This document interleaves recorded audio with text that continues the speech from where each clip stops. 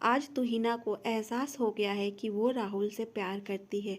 उसे चांद कुछ ज़्यादा ही बड़ा लग रहा है। दादी की छोटी सी बगिया कुछ ज़्यादा ही खूबसूरत लग रही है। और तो और मोगरा भी आज रोज़ से कुछ ज़्यादा ही महक रहा है। कितना सुंदर आइडिया था जुदाई। जब वो राहुल से दूर हुई तभी तो उसे एहसास हुआ। वो छोटी छोटी सी बातें, वो उसका बात बात पर खादिम खादिम हाजिर है बोलना, वो उसकी गाल पर आई लटे पीछे करते हुए टोकना, आंखें खराब हो जाएगी, क्यों काटती हो ये शॉर्ट फ्लिक्सेक्स, तुम लंबे बालों में ज़्यादा खूबसूरत लगती हो। वो मोड़ पर उसका जानबूझकर बाइक तेज कर देना ताकि तुहिना उसे कसकर पकड़ ले।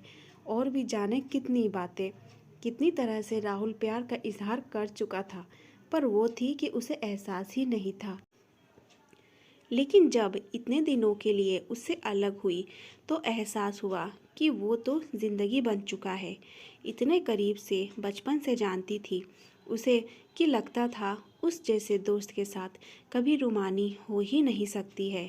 पर शुक्रिया दादी का, जिनकी अनुभवी निगाहों ने सब कुछ पढ़ लिया। और तभी बगल के कमरे से दादी और बाबा के झगड़ने की आवाज़ से तुहिना वर्तमान में लौटी। तुरंत उनके कमरे की ओर दौड़ी। वही पुराना दृश्य था, दादी बाबा का झगड़ा। दादी की मनपसंद फिल्म चल रही थी। देख तुहिना, मुझे न्यूज़ सुननी है और तेरी दादी चैनल बदलने नहीं दे रही। पूछ इनसे कितनी न्यूज़ सुनेंगे ये। वही रोज़ रोज़ एक ही बात सुनाई जाती है। कौन जीतेगा कौन हारेगा। अरे हद होती है। और तुम्हारी पिक्चर हर बार बदल जाती है क्या। तुहिना बेटा 1000 बार देख चुकी होगी ये फिल्म। अरे फिल्म एंटरटेनमेंट तो देती है, न्यूज़ तो टेंशन। बस, तुहिना रेफरी की तरह चिल्लाई। चलिए बाबा जी, मैं आपको पार्क में ले चलती हूँ। तब तक दादी फिल्म देखेंगी और हाँ दादी, वहाँ से लौटकर बाबा जी न्यूज़ देखेंगे।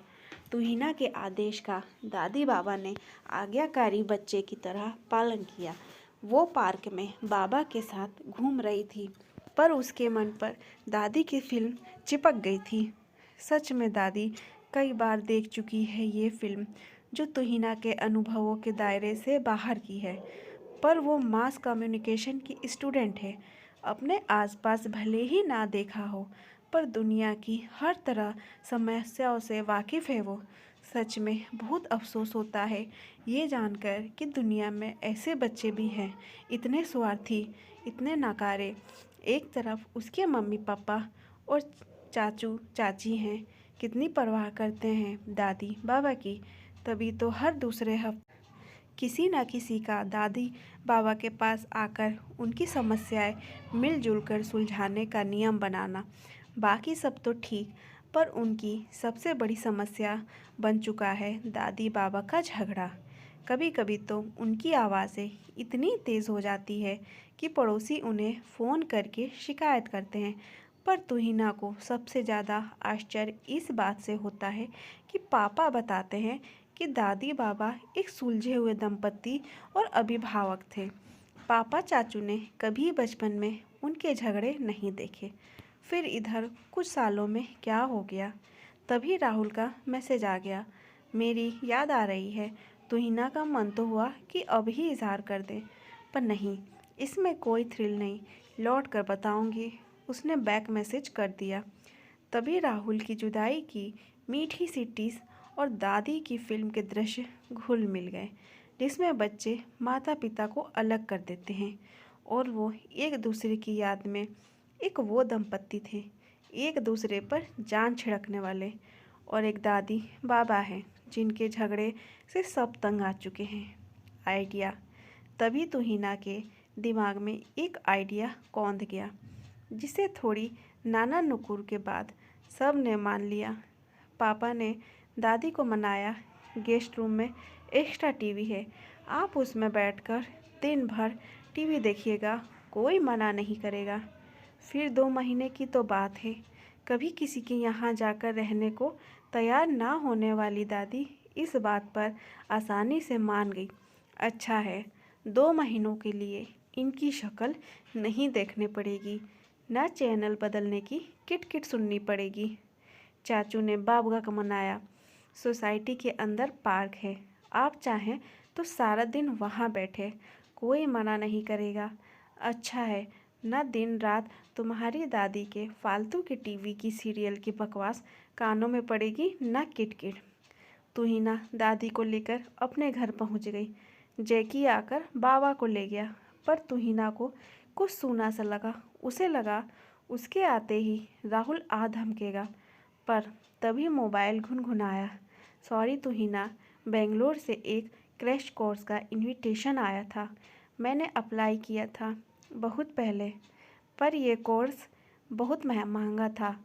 अभी अचानक से डिस्काउंट सेशन का मैसेज आया। बस 2 हफ्ते में हाजिर होता हूँ। 2 हफ्ते? तुहिना को लगा चांद भी कुछ परेशान सा हो गया है। उस पर थोड़े से बादल मंडराने लगे थे। पोहे बनाए हैं, इसके बाबा जी को बहुत पसंद है। दादी डाइनिंग टेबल पर बैठते ही मम्मी से बोली, अरे मुझे लगा था आपको पसंद है। शुरू में जब मैं आपके पास थी तो जब भी पूछती थी कि क्या बनाऊं, आप कहती थी पोहे बना लो। हाँ बेटा, 15 की उम्र में ब्याही थी। माँ की सख्त हिदायत थी कि पति की पसंद का ध्यान रखना है, तो आदत पड़ गई उन्हीं की पसंद बनाने की।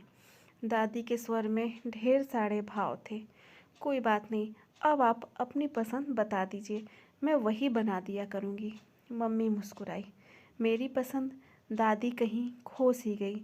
अब तो जो तेरे ससुर जी की पसंद है मेरी पसंद बन गई है। क्या बात है दादी, आप कुछ परेशान सी है?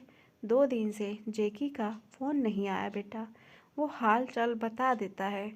वो क्या कहते हैं तुम्हारी भाषा में? हाँ, शॉर्ट एंड क्रिप्स ढंग से। कोई नहीं, मैं फ़ोन करके पूछ लेती हूँ।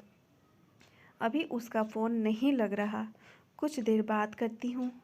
दादी परेशान हो गई और तुहिना अपनी योजना कामयाब होते देख मुस्कुराई। पिछले कुछ दिनों से दादी की हर बात में बाबा का जिक्र आने लगा था। चिंता तो खैर पहले ही दिन से थी, पर अब उनकी बातों से लगता था कि उन्हें याद आ रही है। कितनी क्यूट लव स्टोरी थी उनकी। 15 की दादी, 17 के बाबा, घर में बड़ों की निगाहों का, नियम कायदे कानूनों का पहरा। कैसे बाबा उनके आंसू सबसे छिपकर पोंछते थे जब दादी को डांट पड़ने से वे रोने लगती थी। वो घर के कामों से थक जाए तो कैसे बाबा सबकी नज़र से छिपकर कई काम कर दिया करते थे। कैसे उनका प्यार बढ़ा, कैसे बच्चे होने के बाद के संघर्ष मिलकर जिए, कैसे चुनौतियों का सामना मिलकर किया। तभी जैकी का मैसेज घुनघुनाया, बाबा जी की तबीयत सच में ख़राब हो गई है। हम सब हॉस्पिटल में हैं, इसलिए किसी का फ़ोन नहीं मिलेगा। यहाँ नेटवर्क नहीं है। कुछ ही देर में सब घर आ गए। माँ तत्काल में रिजर्वेशन मिल गया है। मैं और आप रात की गाड़ी अभी बस से क्यों नहीं?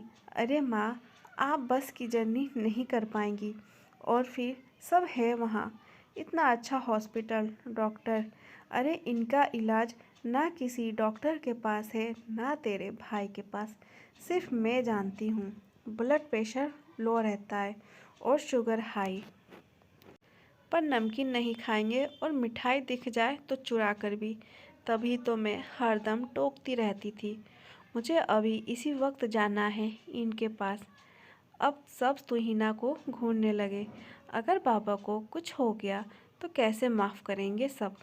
खुद को तुहिना बिना अपराध खुद को अपराधी समझे दुखी थी। तभी जैकी का वीडियो कॉल आ गया। झपट कर उठाया। सामने बाबा जी थे, सही सलामत। अरे कुछ नहीं हुआ मुझे। पता नहीं ये बच्चे इतना डर क्यों जाते हैं। लो बीपी के कारण पार्क में चक्कर खा के गिर पड़ा। अब छोटे और बहू तो ऑफिस में थे और बच्चे कॉलेज में। जाने सिक्योरिटी गार्ड ने उन्हें क्या बताया कि छोटे ने एम्बुलेंस भेज दी और हॉस्पिटल पहुंच गए सब। खामखा इतने इंजेक्शन ठुकवाए गए और इतने पैसे स्वाहा कर दिए। गलती आपकी है। हमेशा आपको पार्क भेजते समय नमक वाली चटनी और भुनी मूंगफली आपके कुर्ते की जेब में डाल देती थी। आपने बहू को बताया ही नहीं होगा। ओह अच्छा, ये बताइए कि आप यहाँ आ रहे हैं या मैं? मम्मी को लेकर पापा ने टोका तो दोनों एक साथ बोल पड़े, मैं आऊँगा, वहाँ गेस्ट रूम में टीवी देखेंगे। साथ में नहीं, मैं आऊँगी, पार्क में आपके साथ चलूँगी। पुरानी यादें ताज़ा करने के लिए दोनों की लड़ाई अब तुहिना के लिए सिर्फ ध्वनियाँ बनकर रह गई थी, क्योंकि राहुल सामने खड़ा था। दोनों की आंखें प्यार की गहराई के साथ एक दूसरे में खोती जा रही थी।